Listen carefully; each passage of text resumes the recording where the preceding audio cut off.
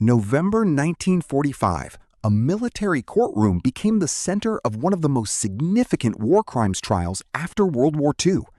The man on trial was General Tomoyuki Yamashita, commander of Japanese forces in the Philippines during the final months of the war. Prosecutors accused him of failing to prevent widespread atrocities committed during the Battle of Manila, where thousands of civilians were killed as the city was devastated by fighting.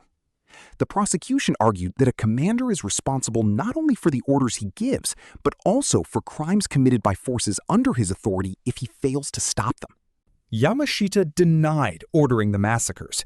His lawyers argued that communications had collapsed, many Japanese units were acting independently, and he had lost effective control as the war neared its end. The military commission disagreed. After reviewing testimony and evidence, the court found Yamashita guilty. He was sentenced to death. Although the verdict remains debated by historians, the trial established a lasting legal principle, now known as the Yamashita Standard, that military commanders may be held accountable for war crimes committed by troops under their command, even if they did not personally carry out the crimes. The case continues to influence international military law decades later.